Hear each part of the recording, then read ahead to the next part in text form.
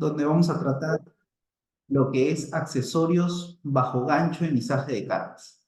En realidad, esta masterclass es el universo de izaje de cargas y de accesorio de ganchos, incluso de uno de estos accesorios, es bastante como para poder verlo en una sesión con este tiempo, ¿no? Sin embargo, se vuelve bastante bueno hacer una presentación como esta, una masterclass como esta, porque juntamos lo mejor de este tema para poder presentarlo, ¿no? Esta es menos de una de las clases que tenemos en el programa de especialización de seguridad en equipos de izaje, la cual también aprovecho a todos que puedan ser parte de ellos. Sin más, y para que no nos gane el tiempo y poder cumplir con la presentación, damos inicio.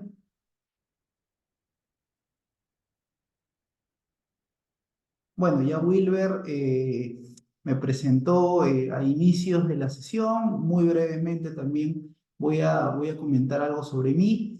En el ámbito profesional tengo 15 años de experiencia como técnico, supervisor, especialista. He comisionado grúas, operador de grúas, rigger. He representado fábricas importantes en lo que es equipos de izaje, grúas estacionarias, y hoy soy jefe de desarrollo de negocios, justamente viendo negocios asociados a equipos de izaje. En cuanto a mi formación académica, soy ingeniero industrial, tengo diplomados en coaching internacional y formación de personas. Mi primera profesión justamente fue técnico, con la profesión que empecé como técnico de mantenimiento en equipos de izaje. Ya luego fui a la parte de supervisión y administración, jefaturas, y voy por mi sexto año como inspector certificado en equipos de izaje y ya estoy por también cumplir mi certificación para grúas móviles, ¿no? Que es el otro aspecto del izaje de cargas que complementa todo el universo que es el izaje de cargas como tal, ¿no? Los equipos que tenemos para hacer los izajes de carga.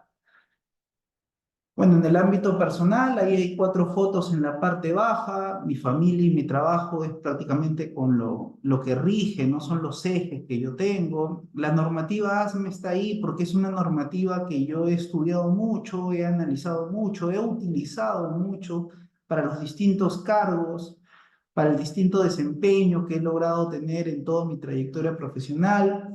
Una foto cuando me tocó hacer el mantenimiento de una grúa de 160 toneladas, muy joven ahí yo, todavía como técnico. Y bueno, este rubro me ha permitido viajar por distintas partes también del país, ¿no? Principalmente por proyectos mineros, donde me ha tocado comisionar puentes grúas. Entonces, sin más, vamos a la agenda del día de hoy. Lo que hoy vamos a ver, repito, una hora, hora y media, 40 minutos que vamos a tener como ventana de tiempo para esta masterclass no son suficientes para ver todo el universo de lo que son accesorios de izaje. Eh, Esto es una parte de lo que en el programa de especialización sí vemos con mayor amplitud. Lo que vamos a ver nosotros ahora es qué son los accesorios bajo gancho, el marco normativo, vamos a estudiar qué nos dice ASME B30.20, que son los dispositivos de gancho, accesorios de izaje, viendo ASME B30.9, y solo en esta masterclass vamos a ver algo de slingas. En el programa de especialización vemos lo que es grilletes, vemos lo que es accesorios especiales, vemos lo que son todo el universo que tienen los accesorios de izaje, que es algo fundamental, ¿no? Uno puede tener el equipo certificado, puede haber hecho las inspecciones de la grúa, estacionaria, móvil, torre, brazo articulado, pero si el accesorio no ha sido inspeccionado, pero si el accesorio no es el correcto, también vamos a generar una maniobra de riesgo, ¿no? Entonces, solo nos vamos a, en esta masterclass, ver ASME B30.9 slingas, criterios de retiro de slingas, que es algo bastante visual, bastante llamativo, es algo que bastante se ve en campo, es algo en lo que hay que estar muy alerta para poder tomar acciones inmediatas. Y cerramos esta sesión con recomendaciones y bueno, las preguntas tal y como lo dijo Wilber, ¿no? Al final de la sesión o en el interín. En realidad, Eh, las consultas hacen que esta masterclass sea más amena y nos lleva a un grado más de detalle, de repente importante para todas las personas que estamos, eh, para todas las personas que estamos aquí presentes, ¿no? Comenzamos entonces. ¿Qué son los accesorios bajo gancho? ¿No? Sabemos que hay un montón de tipos, modelos. Los accesorios de gancho como tal no son más que elementos que utilizamos para levantar cargas. Más allá del tipo, del modelo, de la capacidad, de la forma, de la energía que ésta pudiera tener para accionarse o de ser simplemente un elemento mecánico, son elementos que utilizamos para levantar cargas. Son dispositivos que se conectan a una grúa, a un gancho de elevación y permiten conectar con la carga de forma segura. Como vemos en la imagen, en su mayoría los más comunes, los que más se utilizan son dispositivos mecánicos, pero pueden ser también dispositivos controlados de manera electrónica, neumática o hidráulica. No deja de ser un accesorio bajo gancho, ¿no? Eso es porque los accesorios de gancho es un tema bastante general en función al equipo que tú tengas. Puede ser una grúa estacionaria, puede ser una grúa móvil, un brazo articulado, una grúa torre, puede ser un tecle en una viga monorriel, pero sin importar el tipo de equipo de izaje, tiene un gancho que va a tener un accesorio para poder conectarse con la carga. Entonces, este tema del accesorio bajo gancho es bastante estándar y vamos a ver también hoy día la importancia de ello. En el programa de especialización nos centramos bastante en las normativas, ¿no? Hay muchas consultas de por qué ASME, si hay solo ASME, en realidad hay muchas normativas, no solo una o solo dos. Nosotros nos centramos mucho en ASME. Hay todo unas 2 o 3 sesiones en las que explicamos qué es ASME y por qué ASME. Pero si hablamos de accesorios bajo gancho, tenemos la CMAA, que es la Asociación de Fabricantes de Grúas de América, tenemos las normas WSTDA, que es la Asociación de Eslingas y Amarres, ASME, la Sociedad Estadounidense de Ingenieros Mecánicos, y vemos que ahí en la imagen de la derecha la ASME B30.10 ganchos, ASME B30.9 eslingas, ASME B30.30 ganchos, ASME B30.26 accesorios de izaje. Hay más, ASME B30.20 dispositivos de gancho. ¿Por qué es que se separa en varios tomos el tema de la normativa con ASME? Es porque un accesorio de izaje puede ser de cable, puede ser de poliéster, puede ser de cadena, tenemos grilletes, tenemos cáncamos, tenemos eh, aparejos, tenemos yugos, tenemos bloques, entonces es un universo en realidad los accesorios de izaje, no es posible a todos meterlos en una sola normativa. Siempre tenemos varias normativas para lo que es el accesorio de izaje en función a su tipo, ¿no? ASME lo segmenta de mejor forma. Si tenemos un accesorio de una eslinga de cable de acero, nos tocará revisar ASME B30.30 porque esas generalidades que nos habla ASME de los cables de acero también aplican para esa eslinga. Si tenemos un estrobo con ganchos, nos toca mirar ASME B30.10 y todo lo que nos dice ASME B30.10 de los ganchos. ASME B30.20 para todo lo que son aparejos. ASME B30.26 para los grilletes, para los cáncamos. Entonces, la normativa se segmenta de esa forma para poder impartir mejor la información y no ser tan general. En el programa justamente vemos cada una de ellas, ¿no? Ahorita solo nos vamos a centrar en eslingas, pero en el programa se ven cáncamos, se ven los accesorios, se ven los grilletes, se ve como la norma también nos habla de cada uno de ellos, la estructura que tiene esta normativa y qué es lo más importante a tener en cuenta. ASME B30.20, que se dedica, que nos habla de los dispositivos de gancho, por ejemplo, dentro de su alcance está el marcado. construcción, instalación, inspección, pruebas, mantenimiento, operación del dispositivo de elevación. Todo eso nos habla ASME B30.20 de estos accesorios. Lo mismo para los cables, para los ganchos, para las eslingas, para los grilletes. Entonces, es una norma bastante completa. No completa en términos de construcción de repente, ¿no? No es muy al detalle de dar mucha información con respecto a la construcción, pero sí entra en mucho detalle ASME en lo que es inspección, mantenimiento y operación. Es una norma muy rica en lo que es inspección y el uso del accesorio como tal.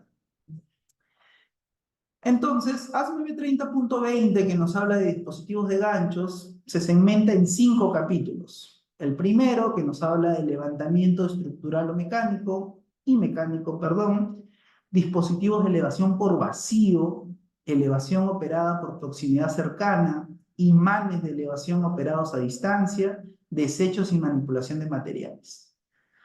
Aquí, en ASME 30.20, no estamos viendo ni eslingas, ni grilletes, ni cáncamos, estamos viendo solo esos 5 tipos de accesorios, de dispositivos, en función a esa segmentación que tiene esta norma.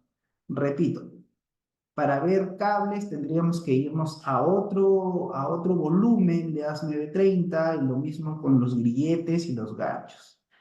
Esto es una parte muy breve, nada más que vamos a ver de estos 5 capítulos que tiene ASME 30.20 para dar entrada a lo que es Slinga, ¿no? Pero es importante saber que tenemos un volumen de ASME 30 que también ve esa otra parte de los accesorios de izaje que son también muy usados, ¿no? En las distintas operaciones que se tienen en las industrias a las que correspondamos. Bueno, aquí los 5 capítulos de manera más gráfica, ¿no? El capítulo 21, como lo dijimos, nos habla de marcado, construcción, instalación, inspección, pruebas, mantenimiento y operación de lo que son los dispositivos de elevación, elevadores estructurales y mecánicos, elevadores de garra de presión, los que prácticamente vemos en la imagen, ¿no? De manera más gráfica. Entonces, solo ese capítulo 1 nos habla de todos los criterios que yo debo tener de inspección, de instalación, de retiro, de mantenimiento. Y eso es lo bueno que tiene esta normativa, ¿no? Que aún con el segmento que tiene, cada uno de esos capítulos nos habla de todo ello, de cada uno de esos accesorios a los que refiere. Y lo mismo los otros volúmenes de la normativa. Los dispositivos de elevación por vacío, bueno, como vemos en la imagen, ya son dispositivos que demandan cierta energía para poder interactuar con la carga. Son más en la industria que vemos de producción, ¿no? De producción, como en la imagen se muestra. De todas maneras, algo muy importante que también sale bastante en las consultas cuando hablamos de este tipo, si se requiere o no se requiere una capacitación adicional para poder operar estos equipos a nivel de operadores, claro está. Y es que sí, ¿no? El hecho de tener que interactuar con un accesorio bajo gancho que ya demanda una forma de operarlo, una funcionalidad como tal, ya demanda que debas tener cierto grado de capacitación con respecto a su uso, ¿no? Que podría ser desde la lectura de manuales hasta una capacitación en función a una cantidad de horas propuesta por el fabricante. Pero hay que tener eso en cuenta cuando querramos utilizar accesorios como estos. 20.3, elevación operada por proximidad cercana. Aquí nos habla de todos los accesorios que son imanes, que son imantados, que tienen esta propiedad de poder magnetizar elementos ferrosos, pero siempre que estos sean operados manualmente. Siempre que estos tengan que para funcionar el operador estar cerca de ellos. ASME B30.20.3 El capítulo 3 solo nos habla de hasta esos componentes. Ya el capítulo 4, como a continuación lo voy a proyectar, nos habla de los imanes ya más conocidos en procesos de producción continua, ¿no? Estos imanes ya operados eléctricamente, que ya no sirve que ya no necesita al operador cerca del accesorio para que éste pueda funcionar. Entonces, claramente aquí hay otras consideraciones y es por ello que ASME separa este grupo de imanes de los otros que hemos visto anteriormente, ¿no? Cada uno tiene su capítulo y en el programa de especialización se estudia cada uno de ellos con un grado más de detalle, ¿no? Con un grado más de detalle para poder entender, como ya vimos, criterios de inspección, de mantenibilidad, de operación, de diseño, de construcción, hasta el detalle que nos permite ASME o que nos entrega ASME B30.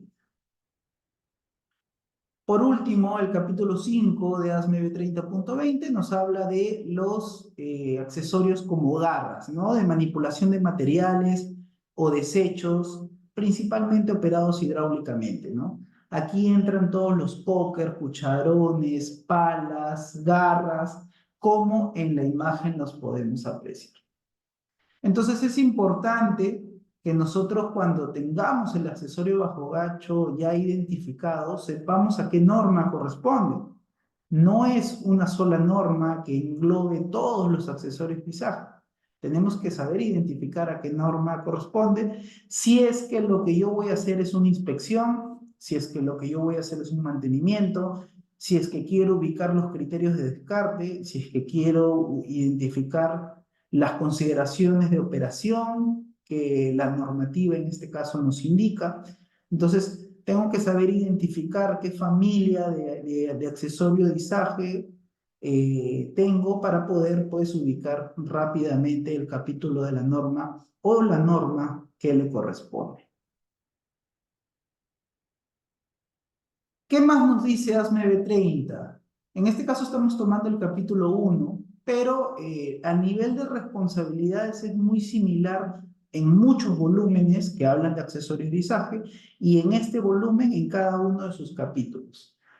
Este es un tema también que he puesto una lámina nomás. Estas no son todas las responsabilidades, hay muchas otras más, pero es importante saber a nivel de operación, a nivel de supervisión, a nivel de inspección, que existen responsabilidades. No es el operador el responsable de toda la maniobra únicamente y del accesorio de izaje y que la maniobra sea la correcta. No, no solo depende de él. ¿Él juega un papel protagónico? Seguro que sí, pero también existen otras responsabilidades, ¿no? El capítulo 1.4.3.1 nos habla, por ejemplo, textualmente, estos son extractos de la normativa, ya los que llevaron uno de los programas conmigo saben que la información que imparto es mucho de la normativa, ¿no? No traduzco, no es que dé mi interpretación de cierto tema, no. La normativa tal cual es la que nosotros estudiamos. De ahí partimos con las interpretaciones. Entonces nos habla de las responsabilidades del propietario del dispositivo de elevación. Llámese residente, llámese gerente, llámese el dueño de los activos, llámese el dueño de la planta, de la empresa, del área, pero es un responsable, es un propietario, ¿no? ASME por lo menos lo denomina de esa forma. Y nos dice, las responsabilidades del propietario del dispositivo de elevación incluirá lo siguiente: proporcionar un dispositivo de elevación y todos los componentes necesarios especificados por el fabricante que cumplan con los requisitos de las secciones 21.2 y 21.3, así como los requisitos específicos del trabajo. Quiere decir que si yo le encargo a un operador trasladar con un equipo de izaje unas planchas, debo de darle el accesorio idóneo para que él pueda hacer esa operación. Yo tengo la responsabilidad como propietario y como dueño. No es que el operador se la tiene que arreglar para ver dónde encuentra una eslinga y cómo la pone. hay cierta responsabilidad por parte del propietario, proporcionando todas las instrucciones de funcionamiento aplicables. Si tengo, lo vimos en los accesorios de impulsión por vacío, si tengo accesorios complejos, llámese propulsión por vacío, imanes, cucharones, o aún los accesorios más complejos que pudiéramos encontrar en distintas operaciones, el propietario es el responsable de impartir las instrucciones de funcionamiento a los operadores. Es más, hay otro capítulo de responsabilidades de la supervisión también, es bastante interesante. También la supervisión tiene ahí responsabilidades un poco llevadas o partiendo de lo del propietario, ¿no? Pero también juega ahí un papel importante para que el operador, para que los operadores lleguen a recibir esta información. Entonces es importante conocer eso. Lo dice ASME B30, no lo estoy recomendando yo, no lo está recomendando alguien que quiera vender manuales, lo dice ASME, ¿no? Proporcionar información sobre el montaje y desmontaje en el campo, si corresponde, la operación y el mantenimiento y las calcomanías o carteles de advertencia instalados según lo prescrito por el fabricante del dispositivo de elevación. Establecer un programa de inspección. Esta es otra pregunta que me hacen mucho, ¿no? Gianfranco, ¿se inspeccionan o no se inspeccionan los accesorios de ISAC? Hazme lo recomiendo, textualmente. Establecer un programa de inspección, prueba y mantenimiento de acuerdo con la sección 20.1.3. 20.1.3 es el capítulo de inspecciones. Entonces, existe la obligación, el propietario tiene la responsabilidad de establecer un programa de inspección. ¿Cómo lo inspecciona Gianfranco? También lo sugiere ASME. También nos dice. Parte un poco de lo que también dice OSHA, que son inspecciones frecuentes e inspecciones periódicas, ¿no? Los que también han tenido oportunidad, y en el programa también vemos mucho de OSHA, en su mayoría son inspecciones frecuentes e inspecciones periódicas para ciertos elementos. Entonces también parte por ahí. Lo que sí se debe hacer es tener un programa de inspección, ¿no? Frente a una auditoría, frente a algún evento, una auditoría, vamos a dejarlo ahí, debo tener un programa en el que yo inspecciono mis accesorios de izaje. En ese programa, donde va a entrar el detalle de las inspecciones frecuentes y periódicas, las inspecciones frecuentes justamente van a ser las inspecciones de preuso, las inspecciones que haces al accesorio de izaje antes de su uso, ¿no? Las inspecciones periódicas ya son las que tienen cierta ventana de meses, de semanas o de días, en función al uso, en función a las condiciones, para que ese accesorio sea inspeccionado. Gianfranco, ¿cuánto es lo máximo que puedo no inspeccionar al accesorio? No existe un máximo porque las inspecciones frecuentes te dicen que debe hacerse una inspección de preuso. Tienes que inspeccionarla antes de ser usada. Entonces las inspecciones periódicas ya son inspecciones de repente con un grado más de detalle, con estrategias de mantenimiento o ensayos por encima de lo que las inspecciones frecuentes demandan. Todo eso debe ser analizado. Tener una regla general para ello no se puede, porque aún seccionando los accesorios de izaje por tipos, son muy distintos. No es lo mismo uno de cable que uno de cadena, que un grillete, que un imán, ¿no? Tenemos que revisar el fabricante. Los fabricantes no todos los accesorios los hacen con las mismas características. Hay slingas que son de clase 10, de clase 4, de clase 8. Entonces, al haber un universo tan variado de accesorios, ASME no puede establecer reglas generales. Y con respecto a la inspección, lo que sí nos dice es que debe haber un programa de inspección. ¿El programa de inspección lo hace cualquier persona? Evidentemente no, ¿no? Tiene que ser una persona que tenga conocimientos de inspección, ¿no? Por lo general se toma en consideración lo que el fabricante también indica en la ficha del producto. Si tu producto no tiene ficha, preocúpate, ¿no? Estás frente a un producto que posiblemente no tenga una ingeniería de respaldo. ¿Qué más nos dice en el punto E? Utilizando personal designado para realizar el mantenimiento, reparación e inspecciones requeridas, ¿no? ¿Tengo mi programa de inspección y mando a la primera persona que vea que lo cumpla? No. Se recomienda que sea personal que conoce o que ha sido instruido para hacer dicha inspección. No todo es con los especialistas, pero por lo menos aquí en este punto E ya le obliga al propietario a que haya cierta instrucción, cierta capacitación para lo que es inspección de accesorios de ISAC, asegurándose de que el dispositivo de elevación esté en condiciones de funcionamiento adecuada antes del uso en el lugar de trabajo mediante lo siguiente: verificar que todas las inspecciones se hayan realizado según lo requerido, verificar que el dispositivo de elevación tenga la capacidad de elevación necesaria para realizar las operaciones de elevación. Eso lo vamos a ver más adelante con más detalle todavía. Responsabilidad de los operadores, las personas que van a usar los accesorios en ciertas unidades mineras, en industrias, no son los operadores, son los riggers, pero de todas maneras operador, rigger, señalero están asociados a la maniobra de izaje y como tal deben conocer lo que ahora va a ser con una responsabilidad del operador.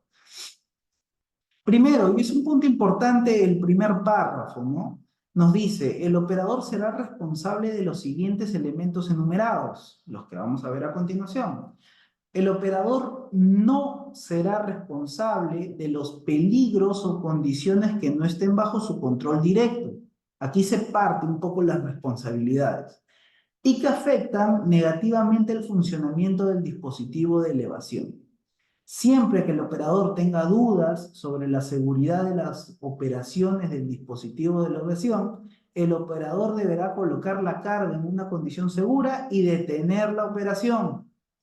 El uso del dispositivo de elevación debe reanudarse solo después de que se hayan abordado los problemas identificados por este operador, ¿no?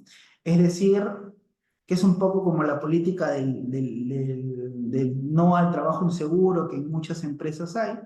El operador, en función a ASME lo dice, en las responsabilidades del operador, tiene la obligación de reportar cualquier condición que él considere anómala en el dispositivo de izaje y que su uso sea cuando esto sea levantado, ¿no? Es una importante aclaración, ¿no? Es importante, es preferible parar una maniobra frente a alguna observación a que la maniobra genere un riesgo, no solo al operador, ¿no? A todas las personas que podrían estar asociadas o cerca de la maniobra como tal. Luego de ello, las responsabilidades del operador incluirán lo siguiente: revisar los requisitos del dispositivo de elevación con el propietario antes de la operación, saber qué tipos de condiciones del sitio podrían afectar negativamente el funcionamiento del dispositivo: lluvias, truenos, vientos. Entonces, ya estamos hablando, nos estamos adentrando un poco en operación, pero por lo menos en la normativa de accesorios de izaje ya nos está dando ciertas responsabilidades que como operador hay. Gianfranco, pero yo no soy operador. Bueno, debes tener conocimientos de esto también para poder supervisar operadores, ¿no?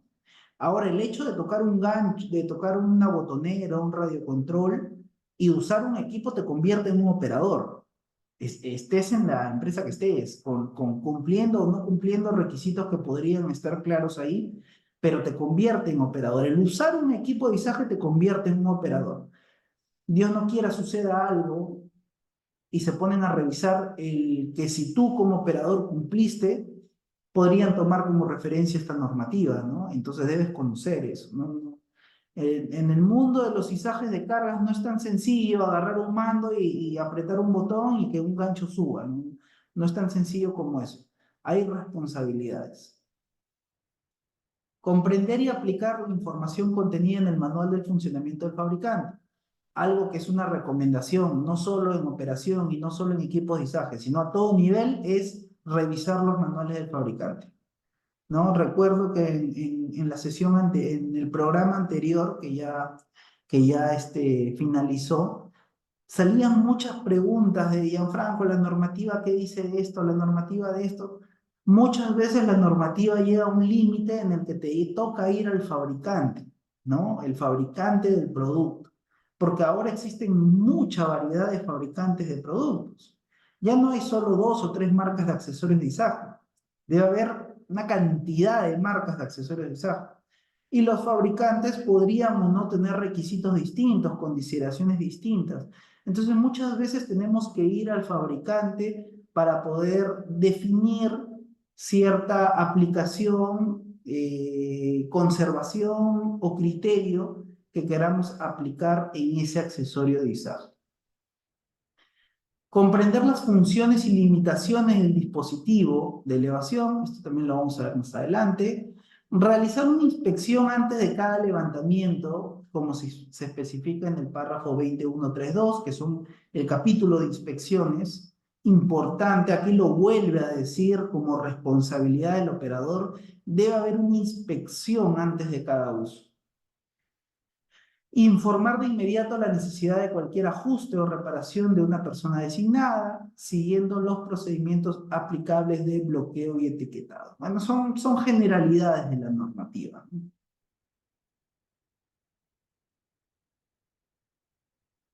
No utilizar el dispositivo de elevación cuando no esté en forma física o mental. Asegurarse de que todos los controles estén en la posición de apagado o neutral y que todo el personal esté despejado antes de energizar el dispositivo. Aquí se mezclan un poco, ¿ya? La responsabilidad es más pareciera de operación, pero es tal cual es lo que la norma nos indica en este volumen de dispositivos de izaje. Probar los controladores en función del dispositivo, operar las funciones del dispositivo de elevación, conociendo y siguiendo los procedimientos especificados por el fabricante, comprender los procedimientos básicos de la sujeción de carga.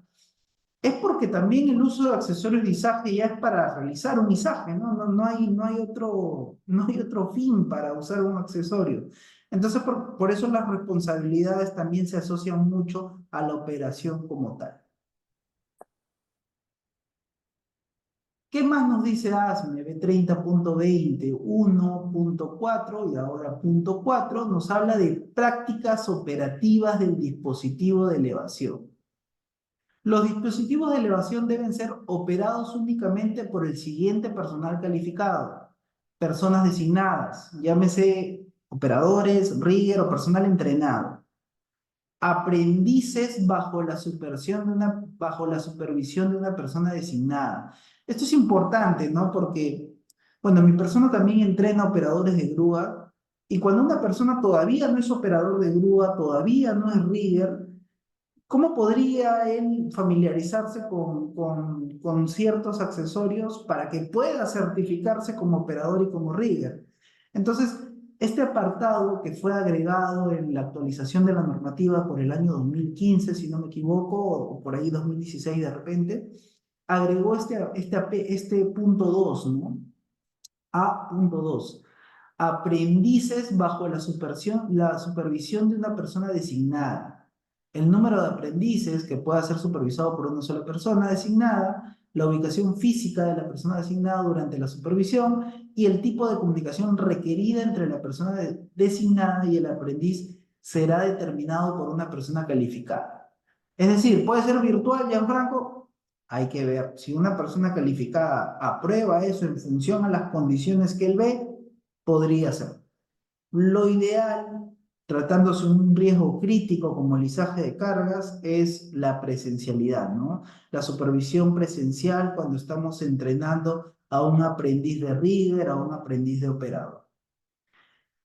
Personal de mantenimiento y pruebas cuando sea necesario en el desempeño de sus funciones. Evidentemente, en mantenimiento tenemos que hacer pruebas de funcionamiento. A veces el operador no las hace, nos toca hacerlas nosotros mismos. E inspectores, ¿no? Debo poder manipular un accesorio para poder inspeccionarlo, ¿no? No hay otra forma. Por lo menos para validarlo.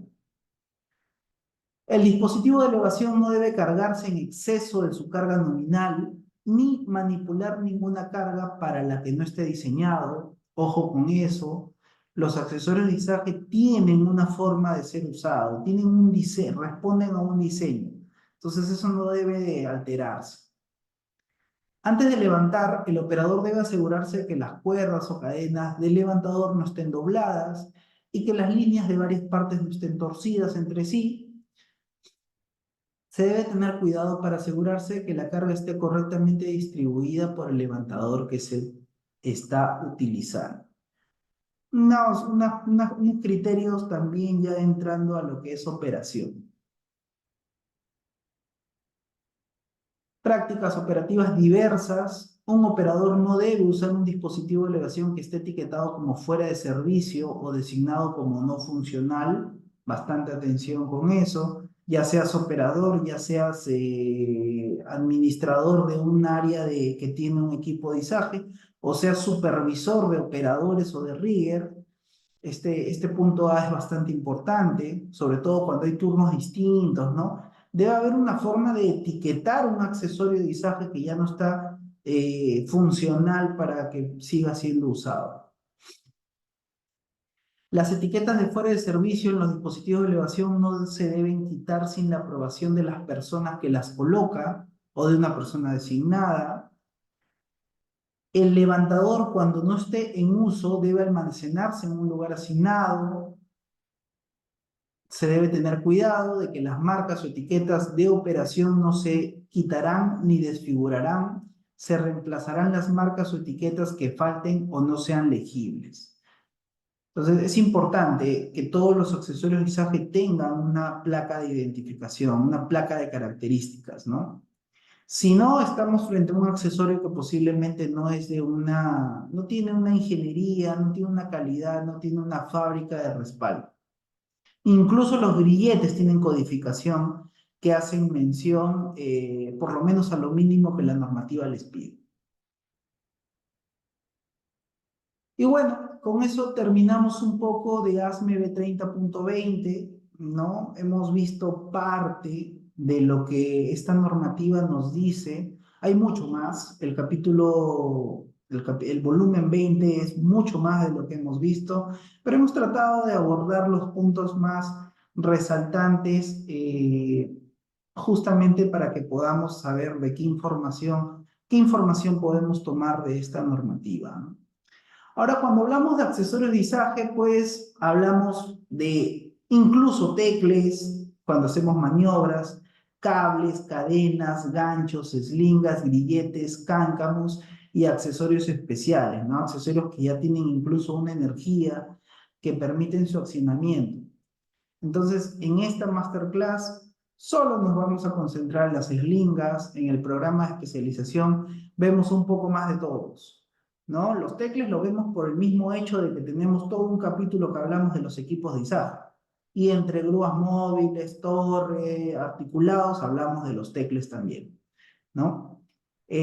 Aquí nos vamos a centrar en eslingas. Es imposible darnos el tiempo para poder ver todos estos puntos. Y para eso, para las eslingas, estudiamos ASME B30.9, ¿no? El volumen 9 es el que nos habla de eslingas. Y cuando hablamos de eslingas, hablamos de nylon, hablamos de poliéster, hablamos de cable acerado, hablamos de cadenas. La eslinga como tal, el término eslinga es usado para todos esos accesorios que podemos ver en la imagen de la presentación, ¿no? Poliéster, nylon, cable acerado y cadenas. ¿No? Los muy conocidos estrobos, ¿no? También. ASME B30.9 incluye disposiciones que se aplican a la fabricación, fijación, uso, inspección, prueba y mantenimiento de eslingas usadas para propósitos de manejo de cargas, usadas junto con equipo descrito en otros volúmenes de esa normativa, ¿no? La normativa ASME B30 tiene los capítulos de puentes grúas, de grúas móviles y de brazos articulados. Entonces, este volumen 9 nos habla del uso con cualquiera de esos equipos. ¿Ok? Vamos a pasar. ¿Qué nos dice la normativa B30.9? ¿No? Tiene la sección 1, 2, que son componentes, cadenas. Aquí solo vamos a hablar de las de cadena de acero y luego continuamos con las de cable, ¿ya? Para no perdernos. No vamos a hablar de las de nylon porque esas son otras características y tendríamos que también estudiarlas, pero vamos viendo la estructura de la normativa. La estructura es la misma. Para nylon, para cable de acero, para poliéster, nos habla de sus componentes, nos habla de fabricación y configuraciones y nos habla de toda la estructura que vamos a ver a continuación. Y esto es solo una parte de la normativa, solo una parte. En realidad la normativa es más amplia, es, toma mucho tiempo estudiar cada uno de los volúmenes de esta normativa, ¿no? Vengo hace, serán 8 años que empecé con ella, acudiendo a ella por cualquier evento que tenía en campo y donde la necesitaba. Ya después, cuando fui siendo inspector, tuve que acudir a ella de otra manera más integral, porque ya en ella basaba todas mis normativas, en ella buscaba todos los criterios que necesitaba para saber cuándo un componente se tiene o no se tiene que descartar, pero es muy amplia lo que es esta normativa, ¿no? Entonces, vamos a ver un extracto de esto, ¿no? ¿Qué nos habla de las cadenas, ¿no? El capítulo 1, así como la ASME 30.20 se seccionaba en 5, ¿no? Aparejos, accesorios de vacío, imanes manuales, imanes operados a distancia y las garras de desechos. La normativa ASME 30.9 también se secciona en 10 incluso, y solo vamos a ver el primer capítulo. Bueno, y el segundo con lo que es cables, ¿no? ¿Qué nos dice de Aplicaciones cadenas? Nos numéricas. dice, la cadena de aleación de acero debe fabricarse y probarse de acuerdo con la normativa ASTM A391 y para cadenas de grado 80 y para las de 100 ASTM A973. Cuando ya comienzas a interiorizar la normativa ASME, te das cuenta que cita por referencia a otras normativas. Por eso les decía que no es la única, ¿no? No es que solo existe esa norma. Y cuando hablamos de componentes y fabricación, esta norma no es que tenga todo contemplado, sino se apoya mucho en otras normas que son más de fabricación, ¿no? La CMA, por ejemplo, ¿no? Cuando hablamos de fabricación de grúas, mucho se va a la CMA, que es otra normativa que tendrías que utilizar más cuando cuando quieres ver construcción de grúas, ¿no? En este caso, referencia a ASTM para lo que son la fabricación y las pruebas de las cadenas de aleación. Tenemos la sección 913 que nos habla de fabricación y configuraciones. También ahí tienen sus criterios. 914, factor de diseño, nos dice que las islingas de cadena de acero oleado debe ser de un mínimo de 4, o sea, de 4:1. Carga nominal, incluso nos muestra o nos habla de los tipos de enganches que tienen la normativa. Esas imágenes son de la normativa. No son imágenes de internet de donde se han podido encontrar o que son muy bonitas, no.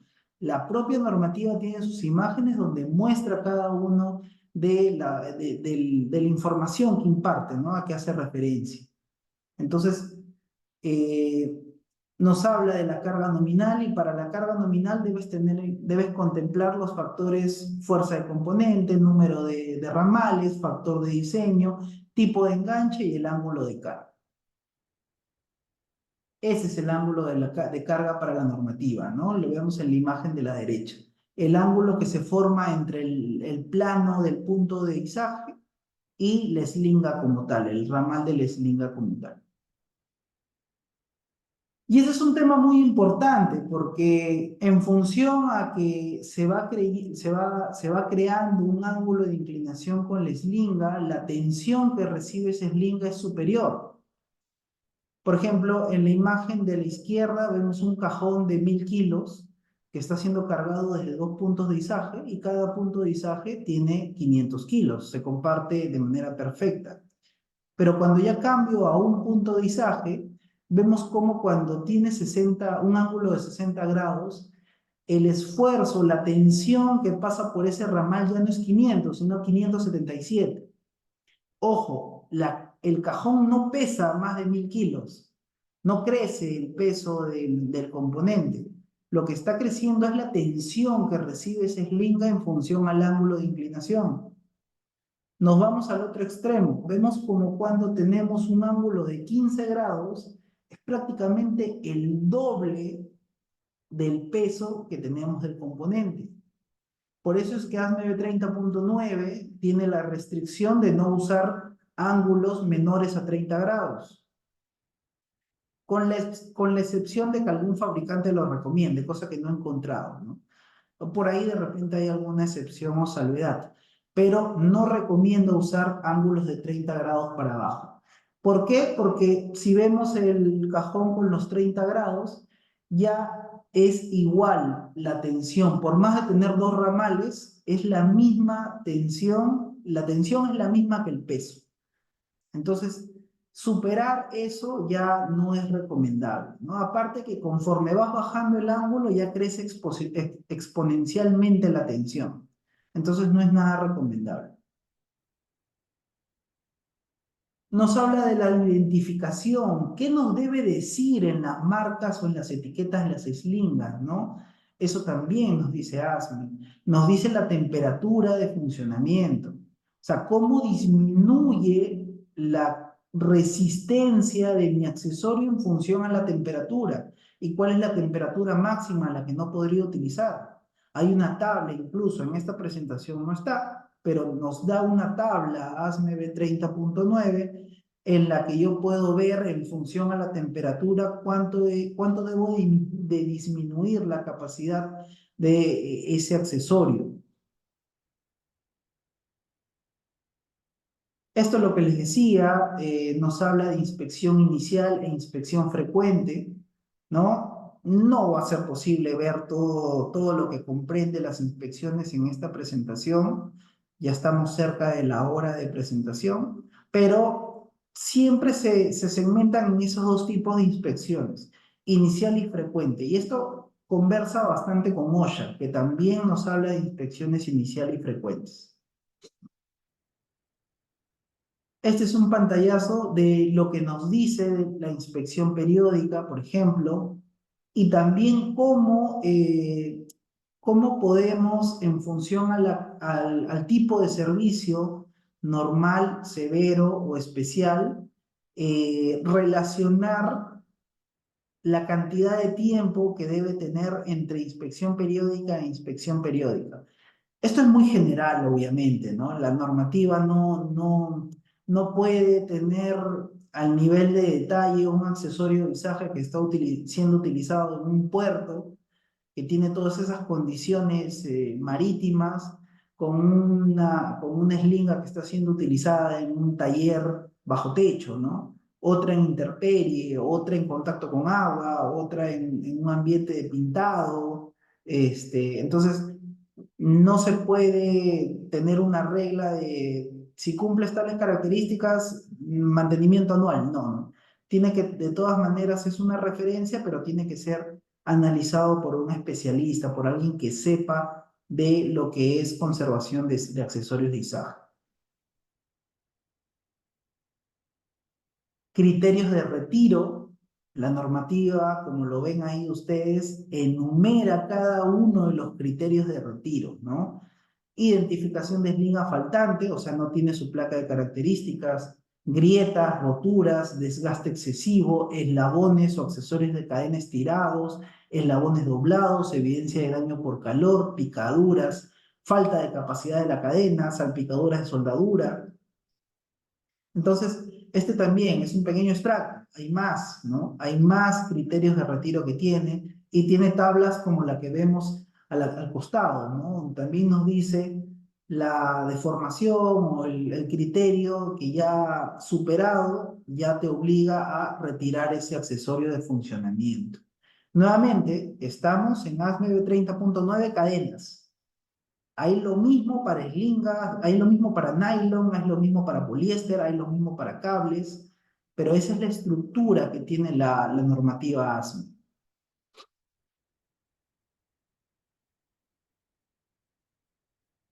Nos habla también de la selección de la eslinga. Un punto muy importante es cuando de manera equivocada creemos que la cadena, el cable, o principalmente cadena y cable, y en poliéster y en nylon no pasa esto, creemos que el accesorio puede cargar cualquier circunferencia, ¿no? Mínima o máxima.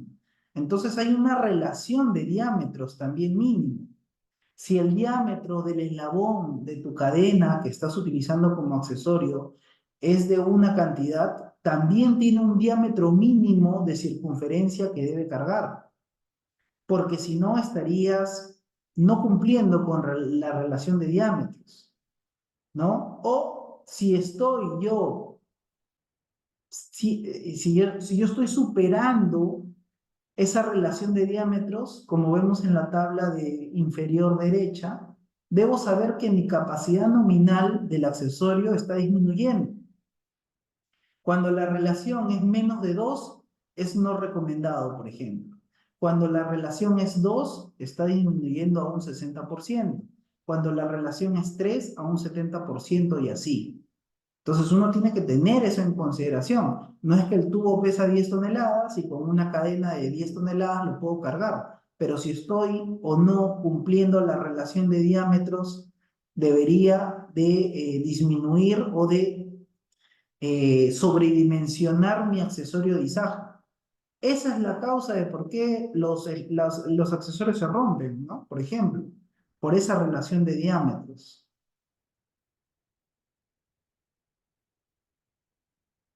Más puntos que nos hablas, 930.9. En realidad no todos los puntos tienen una imagen, pero hay muchas imágenes. También es muy descriptiva muy gráfica, perdón, hasta cierto punto esta normativa, ¿no? En el punto I vemos cómo textualmente está ese comentario que les comentaba, ¿no? Las eslingas no se deben usar con un ángulo de carga inferior a 30 grados, excepto según lo recomienda el fabricante de la eslinga o una persona calificada. Hay sus excepciones, ¿no? Pero la recomendación de los 30 grados ya hemos explicado por qué no debería de usarse menor a ese ángulo, ni siquiera ese ángulo. Lo recomendable, mejor aún, es de 45 grados como máximo.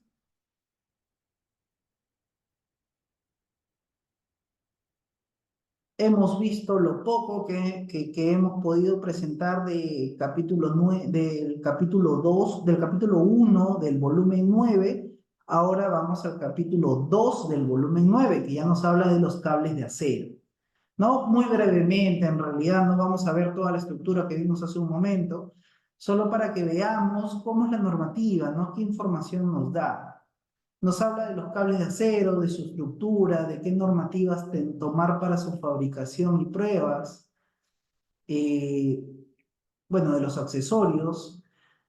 Vemos en el punto B de accesorios como referencia a otro volumen de ASME, ¿no? Cuando se emplean los ganchos, se debe cumplir con los requisitos de ASME B30.10, ¿no? Hay un volumen para cada accesorio, ¿no? Entonces, cuando un cable de acero usa un gancho, debes acudir a ASME B30.10 para ver lo correspondiente a ganchos. Igual nos habla de fabricación y configuraciones, el factor de diseño, que en este caso es 5, no es como las cadenas que era 4. La carga nominal, donde también toma en cuenta la fuerza del componente, el número de ramales, el factor de diseño, el tipo de enganche, el ángulo de carga, eficiencia de fabricación, forma y tamaño del accesorio de conexión. Importante. Imágenes como esta tenemos en la normativa 930.9, donde nos explica la longitud mínima de una eslinga, nos habla de cómo se estructura un trenzado del cable. Entonces, bastantes información gráfica que complementa un poco a lo que, los puntos que de manera textual tiene esta normativa, ¿no?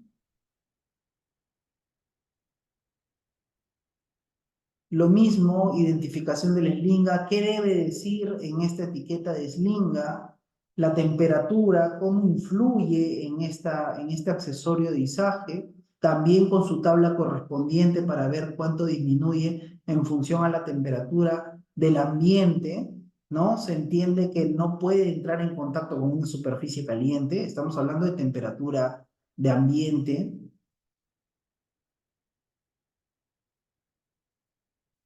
Las inspecciones periódicas que no son muy distintas de lo que vimos en cadenas y los criterios de retiro, ¿no? Aquí nos habla de los 10 alambres rotos distribuidos al azar o 5 alambres rotos en un solo torón. ¿Qué es un torón? Ya tendríamos pues que entrar más a detalle si es que eso no es algo conocido todavía. Pero aquí sí nos da mucha información numérica, ¿no? Para saber cómo inspeccionar un cable de acero en un accesorio de izaje, ¿no? Un cable de acero como grúa o como polipasto es otros criterios.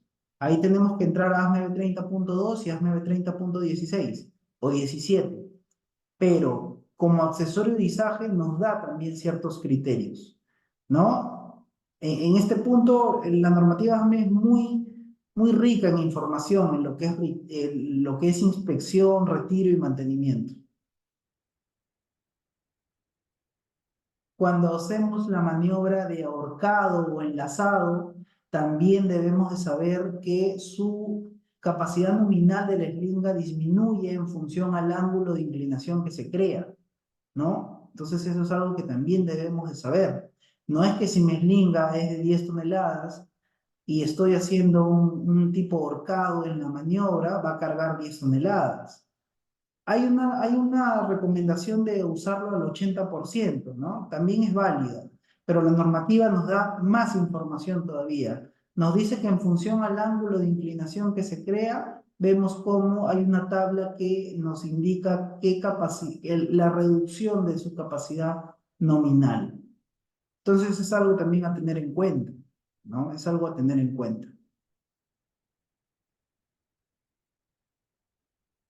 La relación de diámetros, igual que en cadenas, pero en cables tenemos otra relación de diámetros. Cuando D es 25 veces el diámetro del cable del componente, D, la relación de D se expresa como 25:1, ¿no? Entonces, en cadenas todavía tenías una relación más aceptable. En cables, no. Un cable de acero no puede estar si un diámetro de cable no puede estar en un diámetro de algún componente que sea muy pequeño, ¿no? Estarías torciendo o deformando el cable de una manera no recomendada. Entonces, cosas como esta nos da ASME 30.9. Bueno, ya estamos por cerrar esta masterclass. Algunas fotos de los daños que tienen las eslingas de nylon, ¿no? Quemaduras, costuras rotas, huecos, cortes. Lamentablemente, mucha pregunta que también recibo mucho es, Gianfranco, ¿y cuántas costuras son? Ya como con los cables, vemos cables, cantidad de hilos rotos, a veces queremos pretender que con los de nylon también hay algo como eso, en realidad no lo hay.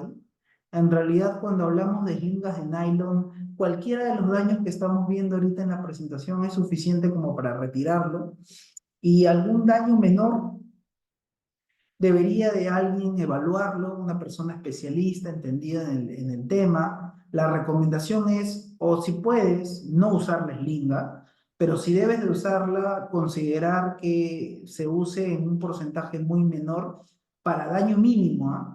Y hacer una inspección constante de ese daño mínimo que no crezca. Pero daños como los que vemos en la imagen es suficiente como para no usar esa eslinga, ¿no? Daños como estos, por ejemplo, también son suficientes para su retiro, y cualquiera de estos, ¿no? Ya estos ya está de más decir que deben ser retirados, ¿no? El daño es muy considerable. Recomendaciones finales, siempre es necesario que la eslinga, ya sea cable, nylon o cadena, no entre en contacto con superficies cortantes o con esquinas, ¿sí? Porque la tensión de la eslinga en el momento de la carga con una esquina o con una superficie cortante puede hacer un efecto de cizalla, cortando o haciendo que se rompa el accesorio. Entonces, siempre debe de buscarse la forma de proteger al accesorio cuando tiene que interactuar con alguna esquina o superficie cortante. No es recomendable que una eslinga esté por encima de la otra, ¿ya? Recomendable, ¿ah? Porque aquí hay varios que me han salido, no, que así me han enseñado a mí, a Franco. Es una recomendación, no es mandatorio, pero no es recomendable que una eslinga esté aplastando a la otra. Las eslingas tienen que recibir las tensiones del peso. No puede recibir una fuerza que le esté aplastando. No está diseñada para eso, por lo menos. Entonces, debemos de buscar que cada eslinga se acomode en el gancho. No se puede, Gianfranco, porque el gancho es muy pequeño, usa un accesorio, usa un grillete, usa una argolla, pero es lo recomendable. Nuevamente, y repito, porque eso es un tema que es una causa muy probable de que estés haciendo una mala maniobra, es identificar el ángulo de inclinación de la maniobra que estés haciendo, ¿no? Vemos una tabla, esta tabla es entregada por ASME, perdón, este por la Asociación de Lingas y Amarres, que es otra normativa que también me ha tocado estudiar en algún momento, donde nos dice que en función al ángulo de inclinación vemos cuál es el factor del ángulo, ¿no? En 90 grados no hay ningún factor, el peso es tal cual como el del componente, si tengo dos ramales entre dos, pero conforme el ángulo se va creando, vemos cómo vemos cómo se va aplicando un factor, ¿no? En 30 grados como el factor es 2, quiere decir que se duplica. Es lo que vimos en la imagen hace un momento. Si la caja pesaba 1000 kilos, ambos ramales cargaban 1000 kilos, ¿no? Porque ya se duplicó la relación, el factor. Entonces hay que tener eso en consideración. Cuando tengamos una eslinga, porque no siempre se puede estar con el transportador viendo el ángulo, también hay una fórmula para poder hallar el factor del ángulo, que es la longitud entre la altura. Ya sea la longitud total con la altura total, como la imagen lo muestra, o alguna altura en algún punto en específico con la longitud hasta ese mismo punto, claro está, ¿no? Entonces, de esa forma, porque siempre tenemos la distancia de la eslinga, ¿no? Eso es algo que sí conocemos, y con una wincha o un flexómetro podemos medir la altura. Entonces, de esta forma podemos nosotros hallar el factor del ángulo. Y ese factor del ángulo lo multiplicas por el peso y te da la tensión que está recibiendo esa eslinga. Como este ejemplo de aquí, ¿no? Tenemos 4.500 kilogramos de peso, por ser dos puntos de izaje, se divide en dos, 2.250 para cada punto. Tengo una eslinga de 130, imaginemos, milímetros de distancia, por una altura de 74 y aplico mi fórmula, ¿no? 130 entre 74 es 1,75, multiplico el peso por 1,75 y me da 3.937,5 kilogramos, que es la tensión que recibe cada eslinga. Entonces, ¿de cuánto tendrá que ser esa eslinga? Pues de 5 toneladas, ¿no? De 4 toneladas estoy todavía muy cerca. No es recomendable. Yo migraría a una eslinga de 5 toneladas. Quiero hallar el ángulo, bueno, ya aquí tengo que utilizar Pitágoras, ¿no? Algo que todos hemos estudiado en colegio, la inversa del seno del ángulo, que es cateto opuesto entre hipotenusa, y de esa forma llego al ángulo, ¿no? Que es 34,85 grados. Siendo un ángulo tan pequeño, vemos cómo la tensión que recibe la eslinga se está duplicando casi, ¿no? Está muy cerca de todo el peso del componente como tal. En la masterclass, perdón, en el programa de especialización en seguridad en equipos de izaje, nosotros tenemos todo un capítulo donde vemos lo que es el cálculo de cargas, ¿no? Fórmulas como estas las enseñamos y la enseñamos y la aplicamos. Y también cuando tenemos un componente con un centro de gravedad distinto como este, y cuando tenemos un componente con centro de gravedad distinto y puntos de izaje distintos también, ¿no? Entonces hay que hacer todo un cálculo de tensiones, todo un diagrama de DSL del gancho, pero hay fórmulas que nos permiten hallar eso justamente para poder saber, para poder seleccionar y dimensionar bien nuestro accesorio de izaje.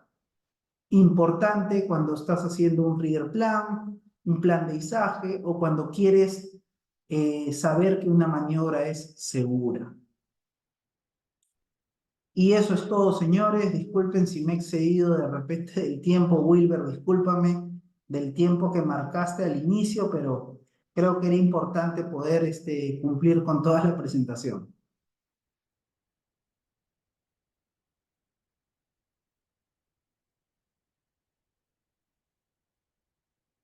Correcto, ingeniero. Muy buenas noches. Muchas gracias por su exposición. Me gustaría invitar a todos los participantes a que puedan encender sus micros o escribirnos por el chat cualquier consulta, duda que tengan. Antes de comenzar con la sesión de preguntas, les voy a compartir el link de asistencia. Recordarles, estimados, que se emitirá el certificado por participación a todos los que llenen su asistencia. ¿Sí? Permítame un segundo, por favor. En este momento por el chat he enviado el enlace. Perfecto, tenemos acá algunas consultas en el chat. Las vamos a ir viendo. Gustavo Rojas, buenas noches. ¿Cada cuánto tiempo se debe renovar la certificación de las eslingas de cadenas? Ok, es una interesante pregunta. Primero que las cadenas en función al programa de inspección, cumpliéndolas de manera frecuente y periódica, debería de o retirarse o de hacerse una inspección mayor cuando detectemos alguna anomalía en ella, ¿no? En función a lo que nos dice ASME, dependiendo del tipo de accesorio. Pero lo que se estila, porque no hay algo escrito en función a ello, es que sea una vez por año, ¿sí? Hablando de un accesorio en uso.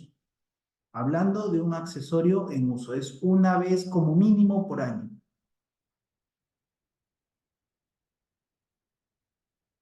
Correcto, ingeniero. Perfecto, tenemos también la consulta de Fresia de Jesús. Dice, buenas noches. Oh, no, disculpe. Alexander Eduardo, ¿cuál es la norma para el tipo de enganche de slinga? Muchas gracias por esa consulta, Alexander. La ASME B30.9 muestra todas las imágenes que en esta presentación se han proyectado con respecto a al, a la disminución de la capacidad en función al tipo de enganche. Ahora, otras normativas, la Asociación de Slingas, por ejemplo, que es más visual todavía, ¿no? Los tipos de enganche, los tipos de amarre. Eso es algo que vemos en el capítulo de operación, por ejemplo, ¿no? Esta masterclass la hemos un poco asociado a lo que es inspección y los accesorios como accesorios, pero en operación se estudia bastante los tipos de amarre, los tipos de slingas, cómo hacer la maniobra, y lo que vimos último en esta masterclass de cómo los ángulos de inclinación influyen en la selección del tipo de slinga, ¿no?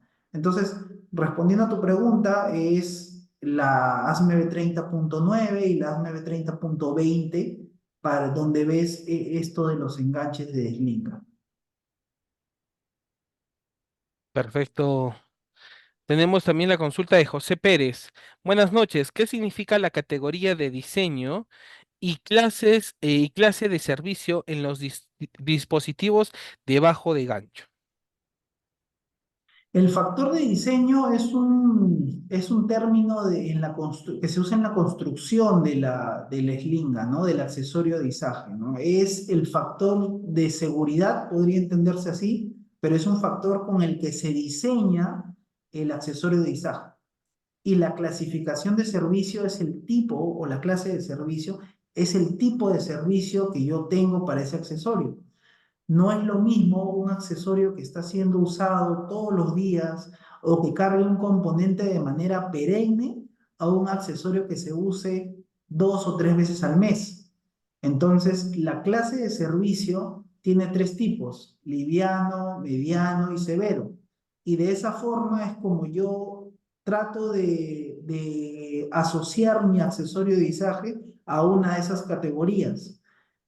Al asociarlo a una de esas categorías, este es un tema mucho más amplio, obviamente, pero cuando logro asociarlo a cada una de esas categorías es que yo puedo tener una base para saber que la inspección periódica puede ser mensual, trimestral, semestral o anual, ¿no?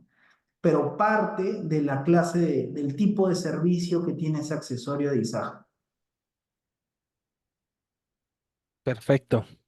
Gustavo Rojas, ¿qué opciones se tiene para proteger las eslingas de nylon en trabajos en constante contacto con aceites y grasas? ¿Se puede usar forros o elementos que cubran la eslinga en su totalidad? Gracias, Gustavo. Yo he visto que ya hoy en día se tienen slingas con un forro de protección justamente para eso, ¿no? Los aceites, las grasas son elementos que contaminan bastante las costuras de la slinga, ¿no? Disminuyen mucho la vida útil del accesorio de izaje. Entonces, si no tenemos un accesorio diseñado para ello, sí puedes protegerla, ¿no? Sí puedes protegerla con cualquier elemento que no se adhiera a la eslinga, ¿no? No podemos pegarla, no podemos alterar el diseño de una eslinga, ni mucho menos usar aditivos que podrían aún dañar más las costuras. Pero después de eso, cualquier forro o elemento que cubra la eslinga, como tú bien lo indicas, es totalmente válido para poder protegerlo. Muchas gracias, ingeniero. Tenemos, permítame, tenemos aquí algunas consultas más de Jorge Ábalos. ¿El criterio para descartar eslingas tipo estrobo es la misma para descartar cables de acero de puente grúa? Hola Jorge, no, es distinto. Los cables de acero de puente grúas tienen otro criterio. Por poner un ejemplo, si en eslingas de cable de acero eran 5 filamentos rotos en un torón, en un puente grúa son 4. ¿No? Entonces sí tiene cierta diferencia los criterios de descarte cuando el accesorio está siendo usado cuando el elemento está siendo usado como un accesorio o cuando el elemento ya es parte de una grúa, de un sistema de izaje. Una preguntita, por favor. En un paso completo, en un cable, es decir, de la entrada y la salida, ¿cuál es el criterio de rechazo de acuerdo a las normas? Para puente grúa es 4 filamentos de cable y para grúa móvil, si mal no me equivoco, es 5 o 3. Pero para puente grúa o grúa estacionaria son 4 filamentos en un paso, en el mismo cable, en el mismo cable, en el Sí, mismo claro, filamento. en un cable, en un paso completo, es decir, desde el momento que entra hasta que sale, ¿no? Dependiendo de su layout, si es derecha o paso hacia la izquierda. Gracias. Es correcto. Ahora, vale la pena aclarar porque eh, muchas veces se toma como que, oye, Gianfranco, la normativa me dice 4, entonces tiene 3, usémoslo, ¿no? La normativa nos está dando un criterio de descarte, ¿no? Que no deberíamos llegar a ello. Si ya tenemos un filamento, ya tiene que nacer la recomendación de cambio, pero ya no es algo mandatorio, ¿no? Pero de todas maneras hay que tomar acciones. Si yo inspecciono un cable de acero una vez al mes y encuentro un filamento roto, un alambre roto, lo puedo seguir usando, pero voy a tener que ser voy a tener que tener una frecuencia de inspección menor, porque cuando ya tengo un alambre roto, tengo que cuidar de que no llegue a los 4 que es el punto en el que el criterio ya, la norma me pide retirarlo. Entonces, vale la pena no confundir el hecho del criterio de descarte con el punto hasta en el que tengo que llegar, ¿no? Un filamento roto ya tiene que hacer que la recomendación de cambio esté por seguridad, pero la normativa da esa tolerancia.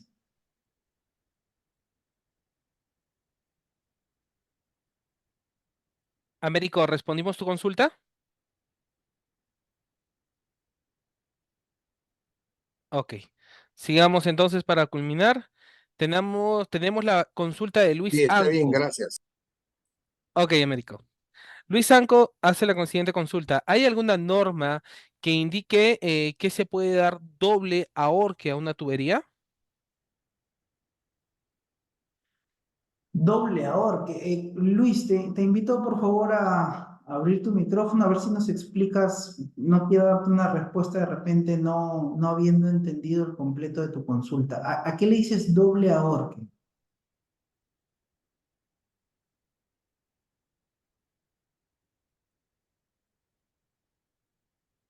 Me parece que Luis no está con su... Bueno, de repente no tienes disponibilidad del micro.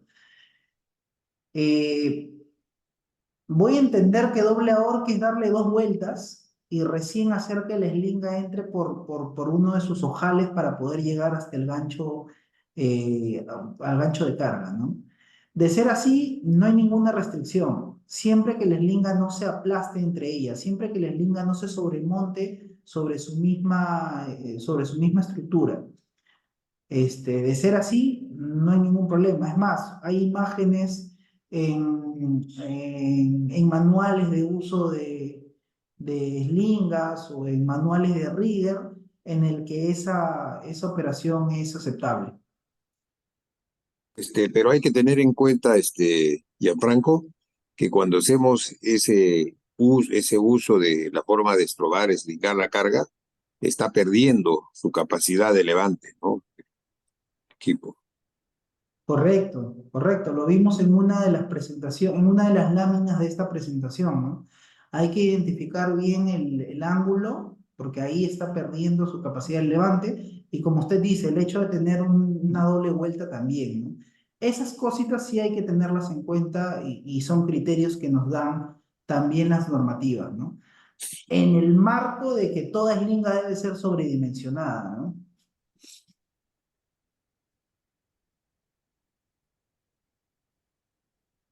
Perfecto. Tenemos la última consulta de Cristian Gamboa. Nos indica, para grúas móviles es 6 hilos en un paso, hazme B30.5. Creo que más que consulta, él nos estaba dando esa información. En Ah, puentes ok. grúas estacionarias es 4 y en puentes grúas móviles es 6. ¿No? Y correcto, ASME 30.5 es la normativa de grúas móviles y ASME 30.2 es la normativa de grúas estacionarias. Perfecto, ingeniero. Bueno, para finalizar esta presentación, esta masterclass, Buenas los... noches. Hola, Sí, Osmar, buenas sí, noches. consulta. Buenas noches. Disculpe, sí, quiero consultar sobre el tema de las eslingas de cadena, ¿no? Lo que pasa es que en una oportunidad yo tuve una observación, yo lo estaba usando un pulpo de 4 ramales, ¿no? Lo estaba usando en estrangulamiento o ahorque, ¿no? Como se conoce. Pero el supervisor nos dijo que eso está prohibido porque en la etiqueta no dice lo del tipo de trabajo, ¿no? Solamente indica que se está trabajando de acuerdo a ángulo, ¿no? 60, 45 y 30 grados, ¿no? Esa era mi consulta, y la norma que dice, ¿no? Si se puede usar en estrangulamiento o ahorque, ¿no? O sea, bueno, le conocemos con ahorque, ¿no? Creo que la mayoría. Esa era mi consulta, disculpe. Osman, muchas gracias por tu pregunta. Mira, ese es un tema que sale bastante en operación, ¿ya? Y me permito hacer una aclaración primero, porque siempre me dicen, Gianfranco, la normativa que nos dice con respecto a esto, la normativa que nos dice con respecto al otro, pero la normativa no está por encima del fabricante. O sea, al margen de lo que yo te responda, de lo que nos dice ASME 30.9, 20 o 30, el fabricante es el dueño de su producto. El fabricante es el que sabe cómo ha construido un producto, en función a otras normativas de construcción, claro está. Pero si el fabricante no considera que un producto, que un accesorio de izaje está diseñado para ser utilizado de tal forma, no podríamos utilizarlo de esa forma, ¿no? Entonces, mucho entra a tallar ahí, revisar los manuales del fabricante, qué nos dice la etiqueta. En todos los accesorios de izaje, ya sea, como tú lo has dicho, accesorios, lingas de cadena, de nylon o de acero, ahora en las etiquetas ya está el tipo de amarre, ya sea ahorcado, ya sea tipo canasta o de manera vertical, ya nos dice que esa es una maniobra aceptable y cuánto es la capacidad que puedo considerar usando la eslinga de esa forma, ¿no? Entonces ahí vale la pena, Osmar, revisar qué nos dice el fabricante con respecto a eso. Es muy importante. La normativa no desmerece, es más, no está por encima de lo que el fabricante dice. El fabricante del producto es quien te va a decir cómo utilizar su producto. Muchas gracias, ingeniero. A ti, Osmar. Alex, creo que tienes una En- consulta. Muy Sí, buenas noches. sí, profesor, buenas noches. Mi consulta era por el tema de las cadenas de 4 ramales. Cuando yo hago uso de los 4 ramales, ¿cuántas piernas debo considerar, no? ¿Cuántas qué, perdón? ¿Cuántos ramales debo yo considerar, digo, en el peso de, digamos, considerar la cadena de 4 ramales, ¿no? Porque hay una controversia, ¿no? Que tengo que ver los 3 ramales, considerar los 3 ramales, ¿no? Hay una controversia, si es 2 o 3. Tú me dices, si tienes un estrobo, un accesorio con 4 ramales, o sea, cuatro Así cadenas es, con 4 ganchos, si puedes sí. usar los 4, No, ¿cuántas debo considerar como peso, ¿no? ¿Cuántas piernas debo considerar? bueno, el accesorio tiene una capacidad, ¿no? Sí, claro. La capacidad del accesorio está identificado en función a cuántos ramales tienes que usar. Discúlpame que no comprendo, no sé si me puedes dar el ejemplo de la maniobra como para Eh, entenderlo. Sí. Digamos, yo tengo una caja, ¿no? Cuadrada, digamos, en la cual yo hago uso de los 4 ramales. ¿Ok? Eh, Dígame, ¿cuántos estrobos perdón, cuántas piernas yo debo considerar como la carga? Si la carga pesa 4 toneladas, yo debería considerar 2 toneladas y 2 toneladas por pierna, ¿no? De la cadena. Ah, ya te entendí. Pero Sí, eso es muy, o sea, eso está indicado en el tipo del accesorio, ¿no? No creo que haya una regla general para ello, ¿no? No la he visto tampoco en ninguna de las normativas que por lo Profe, menos yo he estudiado. profe, sí, sí existe.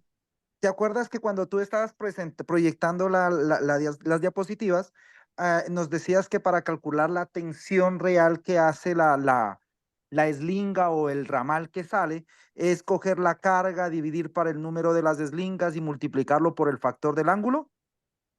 ¿Ya? Sí. Entonces, la pregunta que él está diciendo es de ejemplo, si yo fuera a trabajar con 4 eslingas, no nos cojamos un accesorio de 4 ramales, sino cojamos 4 eslingas. Si yo quisiera coger 4 eslingas, ¿sí? Para levantar esa carga, entonces la fórmula, ¿cómo sería? Sería la carga dividido para 4 eslingas, o la carga dividido para 3 eslingas, o la carga dividido para 2. En lo que yo tengo conocimiento, se supone que hay dos filosofías.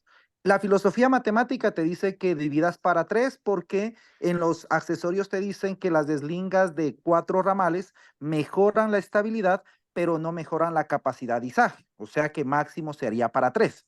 Pero en los expertos en seguridad que se van por encima de todo, dice que se podría calcular para 3 ramales, ¿sí? Cuando trabajes con 4, solamente divídelo para 3, pero única y exclusivamente cuando tú estés 100% seguro que las tres eslingas están equidistantes al centro de gravedad, que eso en izaje de cargas es muy complicado. Y por eso recomiendan que si no tienes ese dato seguro, que solamente dividas para 2. Claro, y a eso, ya con tu aporte, Cristian, muchas gracias, he entendido la consulta. Y a eso súmale que cuando estás utilizando 4 puntos de izaje, se da mucho, no es una regla general, pero sucede mucho que solo 3 están trabajando y que hay un cuarto que no está generando, que no está cargando un peso como tal, ¿no? Muchas veces la carga se apoya en 3 ramales de una maniobra de 4. Entonces, el aporte que tú has dicho es correcto, ¿no? Yo me iría por lo de seguridad, ¿no? Es lo que más he usado también y he visto que se usa incluso en planes de izaje, ¿no? Respondiendo a Alex, entonces, espero con el aporte de Cristian haber entendido Sí, bien el cuestionamiento. sí, Sería sí, en sí, tres. está bien, sí, está perfecto. Profesor, solo para concluir, ya para terminar, lo que dice es correcto. Entonces, cuando tenemos un izaje con estrobos con 4 cables, por ejemplo, a pesar que son de la misma longitud, todo, es muy complicado pensar, pretender que los 4 trabajen. Sobre todo, ojo, atención en la ronza. Cuando ronza, hacia un costado solamente están trabajando 3. Entonces, eso es algo que hay que tener en cuenta durante el izaje para hacer el cálculo de acuerdo a la capacidad de cada uno de los cables. Correcto, correcto, sí. Eso físicamente uno lo puede presenciar, ¿no? Está el componente cargándose y uno puede tocar uno de los ramales con toda la seguridad del caso, por favor. Y lo podemos ver bastante sin ninguna tensión, ¿no? Entonces, no sería correcto hacer el cálculo entre 4, porque ahí el cálculo está mal hecho y estoy sobrecargando 3 ramales de manera teórica, claro está, ¿no? Entonces sí, es un muy excelente aporte Américo.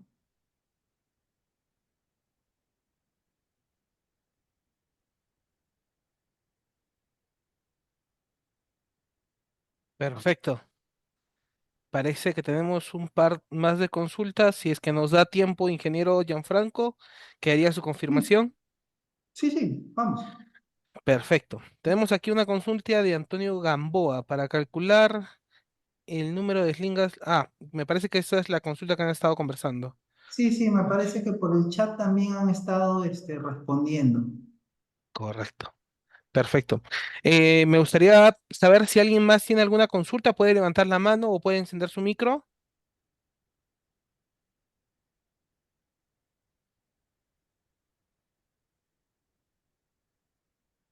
Ok, me parece que ya no tenemos más consultas en tal caso, ingeniero. Me queda darles la invitación a todos los participantes de comenzar con nosotros en nuestro nuevo programa de especialización en seguridad en mensaje de carga que está iniciando en este mes de septiembre. ¿Correcto? Les voy a enviar un enlace por el cual ustedes van a poder adquirir su descuento para la especialización y les voy a facilitar también el brochure, así como premios adicionales. Permítanme un segundo, por favor. Acabo de enviarles por el chat el link para que puedan solicitar su descuento.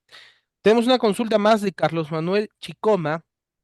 Ingeniero, ¿qué significa el factor de seguridad en eslingas?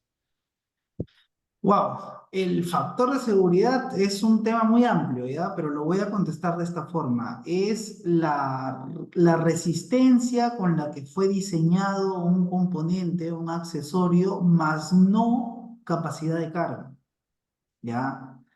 Me permito aclarar sí este punto, ¿no? Muchas veces se confunde el factor de seguridad con capacidad de carga. Una eslinga de 10 toneladas que tiene un factor de seguridad de 2 a 1, creemos que puede cargar 20 toneladas. Y no es así. Que pueda resistir 20 toneladas, siendo a nivel muy teórico, es lo que el factor de seguridad le da, ¿no?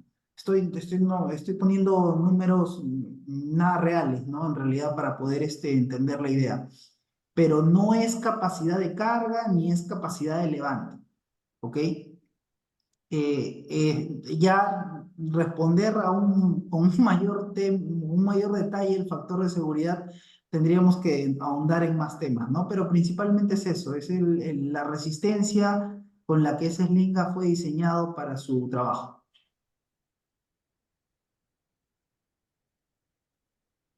Perfecto, ingeniero. Muchas gracias. Permítame un minuto. Listo.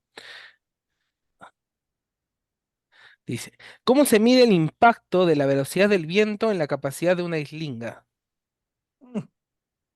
¿Cómo se Pucha. mide el impacto de la velocidad del viento en la capacidad de una slinga? Bueno, el viento influye mucho en lo que es el uso del accesorio de izaje, ¿no?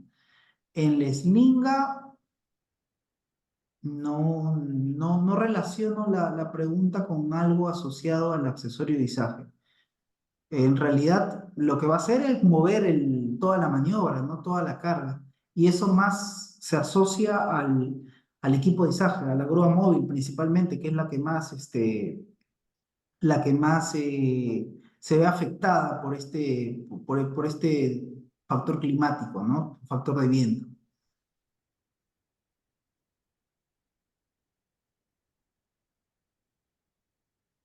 Perfecto, ingeniero. Y esa pregunta muy interesante de Jaime dice, ¿cuál es el eslongamiento de una eslinga al izar una carga? ¿Cuánto es el eslongamiento de una slinga al izar una carga? ¿Eslongamiento te refieres al estiramiento? O disculpa que no entienda el término. Sí, la elongación es que está pretendiendo saber el participante. Ah, elongamiento. Wow, ese es un tema muy de diseño del accesorio. No tendría una respuesta, no sabría darte una respuesta con respecto a eso. Sé que hacen cálculos, ¿no? Sé que hacen cálculos y ven cuánto se estira un accesorio, pero no sé si hay una regla general porque tenemos tipos de accesorios y fabricantes distintos, clasificaciones distintas de un accesorio. Incluso una norma habla de doble capa, triple capa, cuatro capas para una slinga de nylon. Entonces, de repente algún colega acá sabe alguna relación de elongamiento, pero por lo menos no he visto alguna regla general con respecto a ello. No sé si tal vez a lo que se refiera es al criterio de rechazo de las slingas, que en las de cadena sí se ve que hay un criterio o una tolerancia a la elongación de las slingas para determinar si todavía sirven o no, que si no estoy mal, es creo que del 5 al 10